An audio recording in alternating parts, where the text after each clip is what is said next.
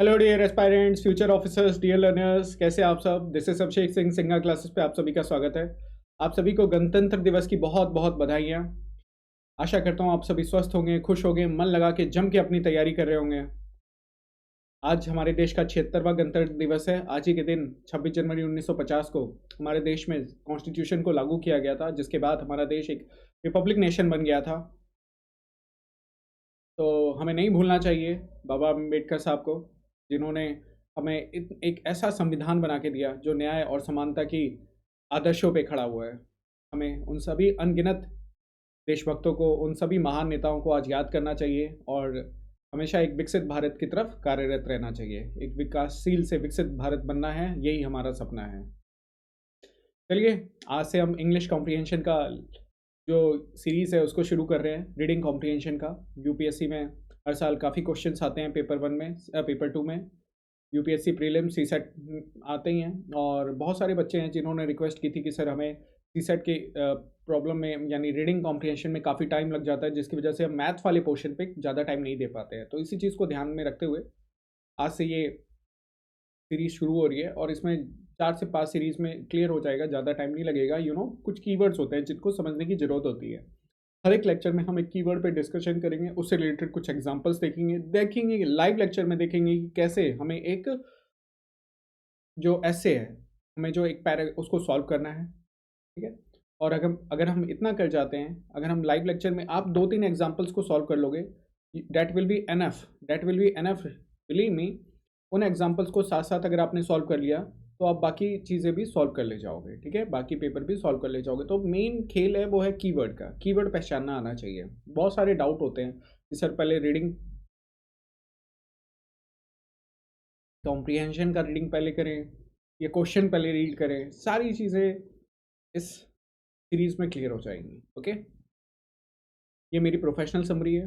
X class 1 officer. I have work for government of India for 8 consecutive years. Then before that I was a engineer at DMRC. Then I qualified for the 2014 GATE with a high rank, and because of which I was selected in several PSUs. I am BTech from Electronics and Communication, and I have 2 to 3 years of teaching experience right now. Okay. So आज का जो word है वो है assumption. Reading comprehension को शुरू करने से पहले, ये तो वर्ड है, उससे पहले जो जनरल इश्यूज है उन पर डिस्कशन कर लेते हैं। देखो, हमारे पास जो क्वेश्चंस आते हैं, मान के चलो 24 से 25 क्वेश्चंस आते हैं सीसेट पेपर में, ठीक है। अब इन पेपर क्वेश्चंस के साथ क्या होता है कि जनरली पढ़ने में बहुत टाइम लग जाता है, अंडरस्टैंडिंग अच्छी नहीं हो पाती, किसी किसी की अंडरस्टैंडिंग अच्छी नहीं होती है, या किसी का रीडिंग स्पीड स्लो होता है। तो जिन बच्चों का रीडिंग स्पीड स्लो है उनको मैं रिकमेंड करूँगा कि प्लीज़ थोड़ा न्यूज़पेपर रीडिंग पे ध्यान दें। जैसे जैसे आप न्यूज़पेपर रीडिंग करोगे, ठीक है, आपकी रीडिंग स्पीड बढ़ जाएगी। ऐसा नहीं होता है कि एग्ज़ाम में आने वाला हर वर्ड आपको पता हो, बट रीडिंग जब आप न्यूज़पेपर रीड करोगे, जब आप जो सेंटेंस लिखा हुआ है उसको समझना शुरू करोगे, हर वर्ड के लिए आपको डिक्शनरी खोलने की ज़रूरत नहीं है, बट एक कंप्लीट सेंटेंस को पढ़ करके उसको समझने की ज़रूरत होती है। कई बार वर्ड्स को रिलेट करके पढ़ा जाता है, ठीक है। हर वर्ड के लिए डिक्शनरी नहीं खोली जाती है। तो जिन बच्चों की रीडिंग स्पीड स्लो है वो प्लीज़ न्यूज़पेपर रीडिंग करें, वहाँ से काफ़ी हेल्प होगी, वहाँ से आपकी जो स्पीड है वो इम्प्रूव कर जाएगी। दूसरा, एटलीस्ट वोकैब, जब वोकैबुलरी की बात आती है तो बहुत ऐसा भी नहीं कि शशि थरूर टाइप आपको डिक्शनरी याद कर लेनी है, आपको शशि थरूर नहीं बनना है, बट हाँ बेसिक वर्ड्स आपको पता होना चाहिए। तो एक टारगेट मान के चलिए कि वीक में मुझे 5 वर्ड्स या 6 वर्ड्स याद करने हैं। एक दिन में एक वर्ड भी याद करेंगे डेट विल बी, और एक महीने तक भी याद कर लेंगे ना, तो भी आपको काफ़ी सारे वर्ड्स दिमाग में आ जाएंगे, ठीक है। 1 2 3 महीने जितने भी हैं, आप एक एक वर्ड याद करें हर दिन, हर दूसरे दिन, हर तीसरे दिन, और रिवाइज करते रहें साथ, तो उससे आपका वोकैब भी इंप्रूव होगा। वैसे बेस्ट वे तो मैं ये कहूँगा न्यूज़पेपर पढ़ें। न्यूज़पेपर में आपका वोकैबुलरी भी आ जाती है, प्लस आपकी रीडिंग स्पीड भी इंप्रूव हो जाती है, ठीक है। दूसरा डाउट कि सर पहले क्वेश्चन पढ़े या पहले कॉम्प्रिहेंशन पढ़े, तो देखो इसका ना कोई एग्जैक्ट आंसर नहीं है। रीज़न मैं बताता हूँ। अगर आपने क्वेश्चन पहले पढ़ा, ठीक है, और जब आप कॉम्प्रिहेंशन पढ़ने गए, आपको कॉम्प्रिहेंशन समझ नहीं आया, तब तक आप क्वेश्चंस भूल जाओगे, क्योंकि वहाँ आपको प्रेशर के अंडर में एग्ज़ाम देना होता है। तो वहाँ पहले तो आप कीवर्ड फैच करने की कोशिश कीजिए कि क्वेश्चन में क्या कौन सा कीवर्ड पूछा हुआ है। डिपेंडिंग अपॉन दैट आप कॉम्प्रिहेंशन पढ़िए, ऑप्शंस देखिए, ऑप्शंस में से देखो आपको जब भी आप कॉम्प्रिहेंशन पढ़ोगे ना, आपको कीवर्ड्स को अंडरलाइन करते जाना है, और ये कीवर्ड्स कौन कौन से होंगे डिपेंड करता है कि क्वेश्चन में क्या पूछा गया है। ठीक है? तो कीवर्ड्स एक बार आपने पहचानना शुरू कर दिया, फिर आप क्वेश्चंस की तरफ देखिए, फिर आप कॉम्प्रिहेंशन में एक बार अंडरलाइन कर लीजिए। ठीक है, अंडरलाइन कर ले लेंगे तो आप इजीली, आप कम टाइम में आप कॉम्प्रिहेंशन सॉल्व कर ले जाओगे। भाई अल्टीमेट गोल तो हमारा यही है ना कि कॉम्प्रिहेंशन सॉल्व होना चाहिए। ठीक है, हमें आंसर आना चाहिए उस चीज़, राइट। तो दो चीज़ों को आपको ध्यान देना है, एक तो आपकी स्पीड थोड़ी सही हो, अगर बहुत स्लो स्पीड है तो please please please I will request कि थोड़े दिन न्यूज़पेपर पढ़ने की हैबिट डालें। ज़्यादा टाइम नहीं देना है आप, और ये भी नहीं करना है कि एक एक घंटे बैठ करके आप न्यूज़पेपर पढ़ रहे हो, ये भी नहीं करना है। एटलीस्ट आपने एडिटोरियल पोर्शन देखा या कोई न्यूज़ देखी, दैट विल बी एनफ। आप उतना भी पढ़ोगे तो भी आपकी रीडिंग जो हैबिट है, जो रीडिंग स्पीड है, वो इंक्रीज़ कर जाएगी। ठीक है, और जब सॉल्व करने की बात आती है तो हम अभी लाइव देखते हैं कैसे लेक्चर में मैं 3 एग्जांपल्स भी लूँगा आज के लेक्चर में, और ये एग्जांपल की जो पीडीएफ है, ये जो पीडीएफ है ये आपको मेरे टेलीग्राम चैनल पे मिल जाएगी। इस टेलीग्राम चैनल को आप, हमारे चैनल में लिंक दिए हुए हैं सारे चैनल्स की, चाहे टेलीग्राम की बात करो, फेसबुक की बात करो, इंस्टा की बात करो। ठीक है, वो चैनल के डिस्क्रिप्शन में जाके आप टेलीग्राम चैनल को ज्वाइन कर सकते हैं। ठीक, तो आज का सबसे पहला वर्ड समझते हैं, that is assumption. Assumption means होता है पूर्व धारणा, किसी चीज़ को मान लेना। देखो एक छोटे छोटे सॉरी छोटे से एग्जांपल से समझते हैं। आप गाड़ी लेने जाते हो, आपको घर में एक भाई यंग ब्लड हो, आप 18 से 30 साल के बीच में हो, है ना, आप जा रहे हो, मुझे तो आज घर में एक गाड़ी लेनी चाहिए। अब कोई जाएगा पैशन लेगा, कोई केटीएम लेगा, कोई स्प्लेंडर लेगा। ठीक है ना, क्यों? क्योंकि दिमाग में कुछ फिट है, दिमाग में कुछ फिट है। किसी को लुक अच्छा लगता है कि नहीं है, केटीएम चलाने में जो बात है वो पैशन प्लस में, किसी को लगता है नहीं passion plus rough and tough गाड़ी है, कहीं भी लेके निकल जाओ, है ना। There is a certain kind of things that are already fed into your mind, है ना। कुछ चीज़ें हैं जो आपके दिमाग में पहले से ही फीड की गई, या आपने मान रखी है कि इस गाड़ी से रिलेटेड ये चीज़ें रिलेटेड है ना। दैट इज एजम्पशन, जो हम पहले से मान के चलते हैं। ये चीज़ें ना एक्सप्लिसिटली मेंशन नहीं होगा आपके पैराग्राफ में, बट उस पैराग्राफ के बैकग्राउंड में वो चीज़ कहीं ना कहीं होगी। तो जब भी एजम्पशन की बात आए तो ये मान के चलना है कि जो पैरा दिया गया है उसके बैकग्राउंड में क्या क्या चीज़ें इस पैराग्राफ से रिलेटेड हो सकती है। ये चीज़ डायरेक्टली आपको पैराग्राफ में नहीं मिलेगी, but in the back of that paragraph, in back of that reading comprehension, आप वो एजम्पशन लिया गया होगा, और उस एजम्पशन, उस आइडिया के बेसिस पे वो पैराग्राफ लिखा गया होगा। तो जब भी यूपीएससी में हर साल एटलीस्ट एक दो क्वेश्चन आते हैं जहाँ पे एजम्पशन पूछा जाता है, इवन कई कई ईयर्स में तो बहुत सारे क्वेश्चन आए हैं जिसमें एजम्पशन के बारे में पूछा कहा गया है। तो इस वर्ड को, इस कीवर्ड को समझना बहुत ज़रूरी है। ठीक है, assumption is not explicitly mentioned in the paragraph, but इस आइडिया को ध्यान में रखते हुए कुछ एजम्पशन मान करके आपको पैराग्राफ लिखा हुआ रहता है। मैंने एग्जांपल दिया, जैसे आप बाइक लेने जा रहे हो, आपको कौन सी बाइक लेनी है उसके रिगार्डिंग कुछ आइडियाज़ हैं आपके दिमाग में, कुछ पहले से कुछ चीज़ें हैं आपके दिमाग में, है ना, कुछ माइंड सेट है उस किसी भी बाइक को लेकर के। तो ये सारी चीज़ें अगर आपके दिमाग में चल रही हैं तो फिर डैट मीन्स आप क्या कर रहे हो, आप उन एजम्पशंस के बेसिस पे कोई गाड़ी ले रहे हो।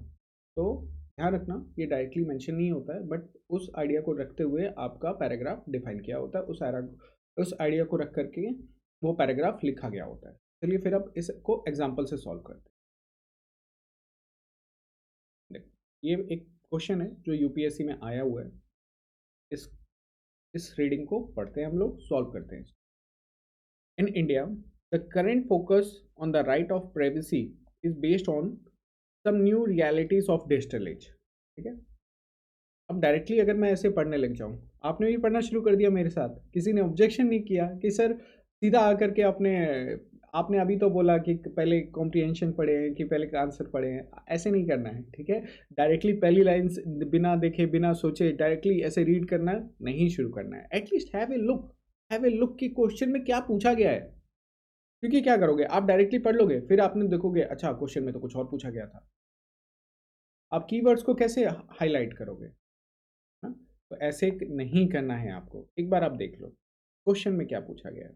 देखो, on the basis of above passage the following assumptions have been made। यहाँ पे assumptions के बारे में पूछा गया है। assumption में देखो क्या स्टेटमेंट दी गई है, ठीक है, क्या स्टेटमेंट दी गई है वो देखो एक बार। State should have some institution to ensure its appropriate role in the digital society। State के रोल के बारे में कहा गया है कि स्टेट का कुछ रोल होना चाहिए, ठीक है, to ensure its appropriate role in digital society. ठीक है, स्टेट के पास कुछ ऐसे इंस्टीट्यूशंस होने चाहिए जिनका डिजिटल सोसाइटी में कुछ रोल होना चाहिए, ये बताया गया है। ठीक है, रोल, ये state appropriate role in digital society, ये तीन वर्ड आपने यहाँ पे मार्क कर लिए। स्टेट मार्क कर लिया, अप्रोप्रिएट रोल मार्क कर लिया और डिजिटल सोसाइटी मार्क कर लिया। ठीक, पहला। दूसरे सेंटेंस में देखो, स्टेट फिर से should ensure private parties mark कर लिया, do not violate citizens right to privacy। ठीक है, do not violate citizens right to privacy। ठीक है, तो do not violate citizens right to privacy। ठीक है, यहाँ पे आपने ये चार वर्ड इसमें मार्क कर लिए सेंटेंस 2 में। थर्ड देखो, digital economy is not compatible with the idea of not violating citizen privacy. Digital economy mark कर लिया, नॉट कॉम्पेटेबल मार्क कर लिया। ठीक है, इसके लिए with the idea of not violating citizen privacy, यहाँ पे आपके not violating the citizen privacy. आपने डिजिटल इकोनॉमी मार्क कर लिया, नॉट कॉम्पेटेबल है किसका, with the idea of not violating citizen privacy. तो इन तीन सेंटेंसेस में आपने कीवर्ड्स को मार्क कर लिया। अब हम लोग देखेंगे कि क्वेश्चन में क्या पूछा गया। क्वेश्चन में या हम क्वेश्चन में अब हमने देख लिया क्वेश्चन में क्या पूछा गया। अब हम लोग कॉम्प्रिहेंशन को पढ़ेंगे और कॉम्प्रिहेंशन में देखेंगे कि इनसे रिलेटेड क्या क्या चीज़ें दी गई हैं, and then we will mark the keywords in the comprehension. तो देख लेते हैं in the current in India. अब देखो, ऑब्वियस सी बात है कि बैकग्राउंड में चीज़ें दी गई हैं, ठीक है, तो हो सकता है डायरेक्टली ना दी गई हो, बट कॉम्प्रिहेंशन पढ़ने के बाद जो बैकग्राउंड में चीज़ें चल रही है वो इन स्टेटमेंट के बेसिस पे आपके दिमाग में आ जाएगी। तीनों स्टेटमेंट में, पहले स्टेटमेंट में स्टेट का डिजिटल सोसाइटी में कुछ रोल के बारे में बात की गई है, दूसरे में स्टेट का ये कहा गया है कि स्टेट को ये इंश्योर करना है, स्टेट इंश्योर करती है कि प्राइवेट पार्टीज जो है वो सिटीजन की राइट को वायलेट ना करें, और तीसरे में क्या क्या है, डिजिटल इकोनॉमी जो है कॉम्पेटेबल नहीं है किस आइडिया के साथ कि सिटीजन्स की राइट वायलेट ना हो। ये तीन चीज़ों के बारे में है। अब इन तीनों को, इन वर्ड्स को ध्यान में रखते हुए आपको कॉम्प्रिहेंशन को पढ़ना है। चलो पढ़ते हैं। In India the current focus on the right to privacy is based on some realities of digital age. ठीक है, डिजिटल एज की बात की गई है, राइट टू प्राइवेसी की बात की गई है, ये दो वर्ड कर दिए।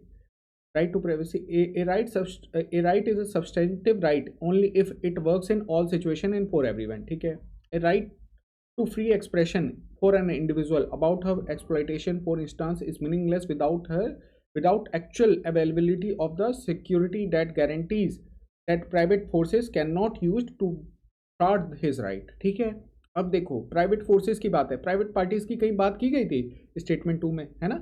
तो यहाँ पे राइट टू फ्री क्या कह रहा है, राइट टू फ्री एक्सप्रेशन। अब देखो, for an individual about her exploitation for instant is meaningless, मतलब मीनिंगलेस क्या, right to free expression meaningless without security that guarantees private forces can not thwart this right. Right to free expression meaningless without security that guarantees private forces can not be used to thwart his right. ठीक है, the role of state, role of state की बात आ गई, ये भी पढ़ा था आपने, कौन से स्टेटमेंट 1 में। Role of state therefore is not just to abstain preventing rightful free expression but also to actively ensure that private parties are not able to block it। ठीक है, यहाँ पे भी स्टेट की कुछ इंश्योर कर रहा है क्या, private parties are not able to ensure private parties are not able to block it. ठीक, अब देखो एक चीज़ तो है कि स्टेट के रोल के बारे में कहा है, क्या कहा है कि स्टेट का रोल बनता है कि it not just to abstain from the preventing rightful free expression but also actively ensure private parties are not able to block it। देखो अब ध्यान से पढ़ोगे तो आपको स्टेटमेंट 1 और स्टेटमेंट 2 लास्ट सेंटेंस में ही दिख गया है ना। जो आपके एग्जप्शंस है, जो पहला और दूसरा है, ये लास्ट वाले सेंटेंस में आपको दिख जाएगा, है ना। तो आपका 1 और 2 तो सही हो गया। थर्ड में डिजिटल इकोनॉमी की बात की, पूरे पैराग्राफ में कहीं पे भी आपको डिजिटल इकोनॉमी वर्ड मिला, पूरे पैराग्राफ में कहीं पे भी आपको डिजिटल इकोनॉमी वर्ड मिला? नहीं मिला। तो that means third is wrong, so answer is a. समझ में आया कैसे सॉल्व करना है आपको? ओके, चलिए अगले पैराग्राफ को देखते हैं। इसमें फिर से देख लेते हैं, यहाँ पे फिर से assumptions के बारे में पूछा गया है, कौन कौन से assumption है, कौन कौन से पूर्व धारणा है। Biotechnology regulation is an evolving process, evolving process की बात की गई है, ठीक। Participation of people is needed in policy decision regarding biotechnology regulation, participation of people policy decisions, ठीक है, ये कीवर्ड्स हो गए। Biotechnology regulation should take into account socio economic aspects in the decision making, regulations socio economic aspects, ठीक है, in decision making. Widen involvement of political executive in biotechnology improves its effectiveness in dealing with countries' trade policies and international obligations.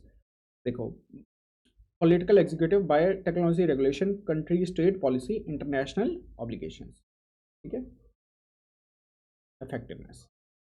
हमने keyword देख लिए क्या क्या, पहला तो है इवॉल्विंग प्रोसेस बोला है, दूसरे में क्या बोला है participation of people policy making, तीसरे में क्या है रेगुलेशन की बात की गई है और इसमें सोशियो इकोनॉमिक एस्पेक्ट्स की बात की गई है, चौथे में पॉलिटिकल एग्जीक्यूटिव की बात की गई है जिनके इन्वॉल्वमेंट अगर इफेक्टिव हो जाएगा कंपनी का ट्रेड पॉलिसीज और इंटरनेशनल ऑब्लिगेशन। अब आ जाओ पैराग्राफ पढ़ते हैं। Although most of the genetically modified crops cultivated now are genetically engineered for a single trait, ठीक है, in future crop genetically engineered for more than one trait will be norm। देखो in future की बात हो रही है, कहीं हमने कुछ पढ़ा था इवॉल्विंग? हाँ, इन फ्यूचर में जाके क्या होगा टेक्नोलॉजी के साथ, और ये टर्म रिलेटेड है आपका इवॉल्विंग प्रोसेस के साथ, मतलब पहला वाला तो सही हो गया सर, पहला वाला सही हो गया। Crop genetically engineered for more than one trait will be norm. Thus, biotechnology role in agriculture and regulation of the same cannot be understood solely in context of current generation of GM crops. Instead, there is a need to take a comprehensive look, taking into account various aspects, including socio-economic aspects. socio-economic aspects. ये भी कहीं पूछा गया है, socio-economic aspects भी पूछा गया है, कहाँ देखो, biotechnology regulation should take into account socio economic aspects, यानी सर हमारा तीसरा वाला भी सही हो गया, क्या बात है, मिल गए दो option. So that potential of the technology can be harnessed while minimising negative impacts, given the importance of biotechnology in developing varieties that can be help in climate change mitigation and adaptation mitigation, not using biotechnology as part of climate change as action plan cannot be an option, ठीक है। Domestic regulation, कहीं regulation की बात की गई थी, चलो देख लेते हैं। डोमेस्टिक रेगुलेशन, अच्छा, पॉलिसी डिसीजन के बारे में बोला था और पार्टिसिपेशन ऑफ पीपल के बारे में बताया था। वहीं हाँ, यहाँ biotechnology regulation, wider involvement of political executive इन और बायोटेक्नोलॉजी रेगुलेशन। अच्छा, थर्ड और फोर्थ में बात की गई है, थर्ड तो हमारा क्लियर हो गया है, लेकिन यहाँ पे पॉलिटिकल एग्जीक्यूटिव की बात की हुई है, ठीक है। डोमेस्टिक रेगुलेशन और biotechnology can be not be viewed in isolation of the trade policy and obligations under various international treaties and convention।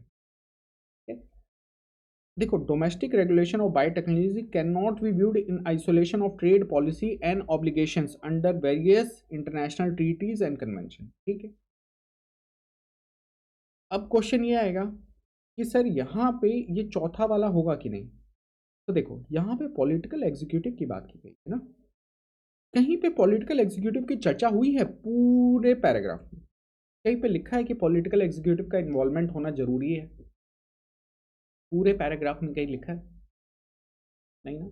और देखो ऑप्शन भी देख करके समझ जाओ, जब वर्ब का 1, 3 सही हो चुका है तो कोई और ऑप्शन है जिसमें 1, 3 एंड 4 हो, क्योंकि पार्टिसिपेशन ऑफ पीपल की भी बात नहीं है कहीं पे भी, तो ये ऑप्शन तो नहीं हो सकता है। अब 1 एंड 3 एक यही बचा है, 1, 3 एंड 4 भी नहीं है, तो राइट आंसर इज बी। समझ में आया?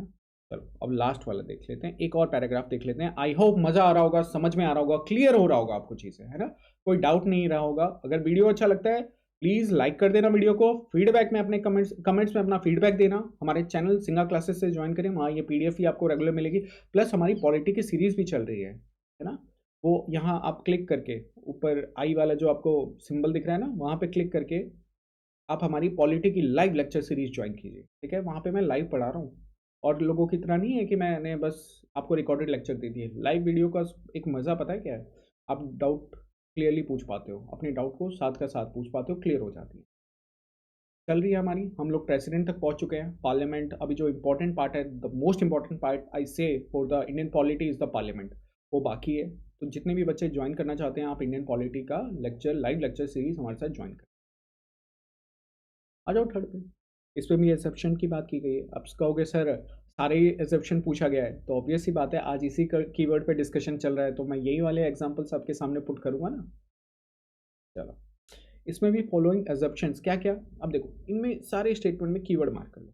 Relying on foreign investment in the long run is not economically sound policy, not an economically sound policy. Foreign investment not an economically sound policy. Policies, ठीक है, must be undertaken to reduce volatility in the foreign private investment, ठीक है। Policies undertaken strengthen domestic private investment. Public investment should be given priority over private investment. Substantial public investment in education and health should be undertaken. ठीक है, ये keywords mark कर लिए आपने sentences में। अब देखते हैं, पैराग्राफ पढ़ते हैं क्या क्या है। रिलाइंग फॉरेन इन्वेस्टमेंट को नॉट एंड लॉन्ग रन में इकोनॉमिकली साउंड नहीं बताया गया। दूसरा, पॉलिसीज जो है इनकी वॉलेटिलिटी को रिड्यूस करने के लिए, मतलब फॉरेन प्राइवेट इन्वेस्टमेंट में वॉलेटिलिटी को रिड्यूस करने के लिए पॉलिसीज़ बनानी चाहिए। तीसरा कहता है पॉलिसीज़ लेनी चाहिए to strengthen the domestic private investment. चौथा कहता है पब्लिक इन्वेस्टमेंट को प्रायोरिटी देनी चाहिए ओवर प्राइवेट इन्वेस्टमेंट। और पांचवा कहता है substantial public investment in education and health होना चाहिए। अब आ जाओ पैराग्राफ पढ़ते हैं। Private investment in general volatile, ठीक है, प्राइवेट इन्वेस्टमेंट को वोलेटाइल बताया। फॉरेन प्राइवेट इन्वेस्टमेंट मोर वोलेटाइल। पहले में कहा है कि प्राइवेट इन्वेस्टमेंट वोलेटाइल है, दूसरे में बोला है अब प्राइवेट इन्वेस्टमेंट भी डोमेस्टिक हो सकता है ना, या फिर फॉरेन का हो सकता है, बाहर से आ सकता है। अब दूसरे स्टेटमेंट में कहा है कि foreign private investment is more volatile because availability of investment avenues are significantly greater. Okay, therefore the responsibility of providing employment cannot be left to the FDI, ठीक है, responsibility of providing employment cannot be left to the FDI, ठीक है।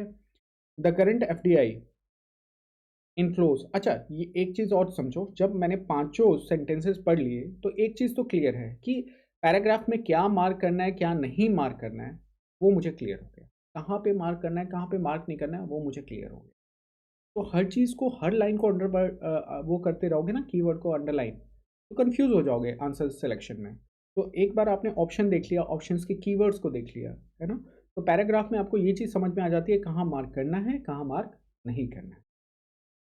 The current FDI inflows are volatile over time and across sectors and regions. Okay, current FDI inflows volatile across sectors, time and across sectors and regions, which is a necessary consequence of their search for high returns. ठीक है, क्यों volatile है? क्योंकि high returns है, search for high returns है। Adverse consequences क्या है? Unstable employment and accentuation of income, ठीक है, regional inequalities. A probable positive consequence क्या बताया जा रहा है? Is influx of new technology and its subsequent decision, ठीक है, however diffusion, sorry subsequent diffusion, however the technology diffusion, however word का यूज किया गया, मतलब यहाँ पे कुछ कॉन्ट्रास्ट में लिखा गया है। Technology diffusion is not certain because existing state of physical and human capital in India में prove inadequate for the diffusion, ठीक है।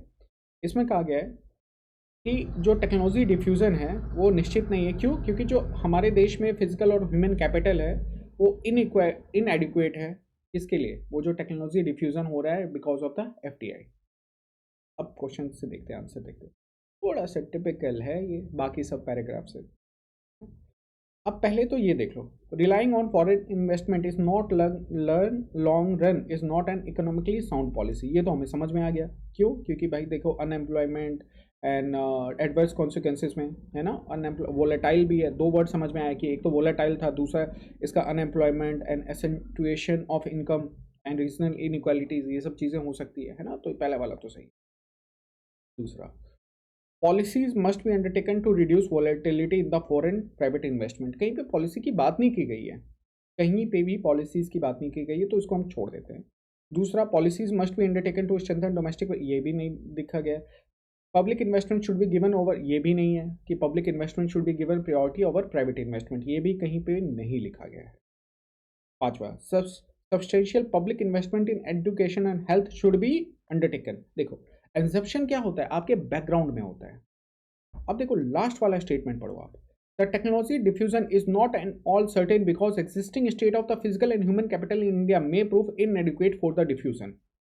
अब ये जो फिजिकल और ह्यूमन कैपिटल है, ऑब्वियस सी बात है, इसको अगर अच्छा करना है तो उसके लिए क्या होगा, उसके लिए हमें इन्वेस्टमेंट करना पड़ेगा ना, है। और वो कैसे इन्वेस्टमेंट, जब ह्यूमन कैपिटल को अच्छा करने के लिए क्या चाहिए आपको, एजुकेशन और हेल्प की जरूरत होती है, हेल्थ अच्छी करनी पड़ेगी, एजुकेशन और अच्छी हेल्थ की जरूरत होती है। तो फिफ्थ स्टेटमेंट में जो है वो लास्ट, जो आपको पैराग्राफ का लास्ट वाला स्टेटमेंट है, उसके पीछे का एग्जम्पशन हम मान के चलते हैं कि अच्छे ह्यूमन कैपिटल के लिए हमें पब्लिक इन्वेस्टमेंट कहाँ करनी है, एजुकेशन और हेल्थ में। तो फिफ्थ वाला सही है, यानी 1 और 5 तो सही है। अब ऑप्शन में आऊँ, इसमें आपको 1 और 5 दिख रहा है, बी में, that is the B right. तो हमने 3 एग्जांपल्स देखे जिनकी हेल्प से हम क्या कर सकते हैं, हम लोग इस तरीके से कॉम्प्रीहेंशंस को सॉल्व कर सकते हैं कम टाइम में। क्योंकि ये तो मैं आपको साथ साथ पढ़ रहा था, आपको समझाते हुए पढ़ रहा था, इसलिए मुझे इतना टाइम लगा। अदरवाइज 1 मिनट से ज़्यादा नहीं लगेगा किसी भी एक कॉम्प्रीहेंशन को सॉल्व करने में। और आप भी जब ये रेगुलर प्रैक्टिस करते रहोगे, आपको भी 1 मिनट का टाइम मैक्सिमम बता रहा हूँ मैं, 1 मिनट से ज़्यादा नहीं लगेगा। वर्ड समझ में आया, किस तरीके से सॉल्व करना है ये समझ में आया। इसके अलावा भी कोई डाउट है तो भी आप में से कमेंट सेक्शन में आप मुझे बता सकते हैं। बाकी अगले लेक्चर में फिर एक नए वर्ड के साथ आते हैं, फिर एक नए वर्ड के साथ जुड़ते हैं। Wish you all the very best, stay tune to सिंगा क्लासेस। आप हमसे जुड़े रहिए। आप हमारा टेलीग्राम चैनल, आई थिंक आप हमसे फेसबुक पे कनेक्ट हो सकते हैं, आप हमसे इंस्टाग्राम पे कनेक्ट हो सकते हैं, आप हमारी ऐप डाउनलोड कर सकते हैं। टेलीग्राम से तो जरूर जोड़ ही सकते हैं। And wish you all the very best. कोई भी डाउट हो तो इस नंबर पे मैसेज कर सकते हैं, ठीक है। कॉल सिर्फ अननेसेसरी कॉल मत करना, अनलेस अनटिल आपको बहुत इंपॉर्टेंट हो तो ही कॉल करना। Stay tuned, stay healthy, stay happy.